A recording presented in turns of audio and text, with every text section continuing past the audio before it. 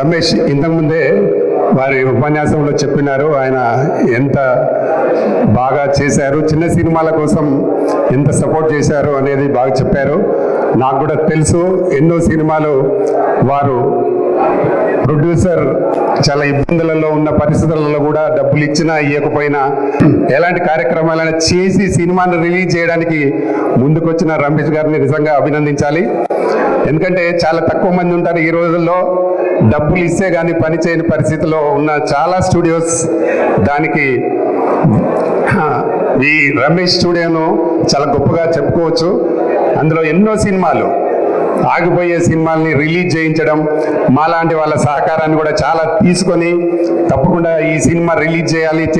Cinema చేసిన తర్వాత కొత్త నిర్మాతలు వాళ్ళ ప్లానింగ్ సరిగా లేక, పబ్లిసిటీ సరిగా చేయక సినిమాలు రిలీజ్ చేయలేకపోయే పరిస్థితులలో రమేష్ గారు కానీ మేము కానీ ఎంతో సపోర్ట్ చేసి సినిమా ఇండస్ట్రీలో ఈ చిన్న సినిమాలు బతికించాలని ఒక మంచి ఉద్దేశంతో నడిపిస్తున్న విజన్ స్టూడియో ఇంకా 10 కాలాల పాటు డెఫినెట్గా బాగా ఉండాలి.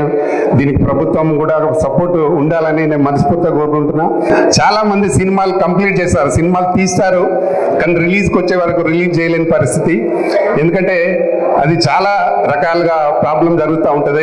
రిలీజ్కి వచ్చేసరికి అతను కరెక్ట్గా ప్లానింగ్ లేక, పబ్లిసిటీకి డబ్బులు సరిపోక చాలా రకరకాలుగా ప్రాబ్లమ్స్ ఉంటాయి. కాబట్టి వాటిని అన్ని అధిగమించే దానికోసమే ఈ స్టూడియో నేను ఉన్నాను అని రమేష్ ముందుండి అందరికీ సపోర్ట్ చేస్తూ ఉన్నారు. ఇన్ ఫ్యూచర్లో కూడా ఇంకా బాగా చేయాలని మనస్ఫూర్తిగా కోరుకుంటూ, నా దీక్ష చీను సినిమా కూడా లాస్ట్కి డబ్బింగ్ అక్కడే చేయించడం జరిగింది.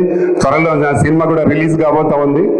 చాలా సినిమాలకు చేస్తున్నారు కాబట్టి రమేష్ గారు మీరు ఇంకా 100 సంవత్సరాలు ఇలాగే చేయాలి, సినిమా ఇండస్ట్రీని బతికించాలని నేను మనస్ఫూర్తిగా మరొకసారి కోరుతూ, అలాగే మంత్రి గారు ఇక్కడికి ఇంత మంచి టైం ఇచ్చి వచ్చినందుకు వారికి నా ప్రత్యేక ధన్యవాదాలు తెలుపుతూ ముగిస్తున్నాను. Thank you.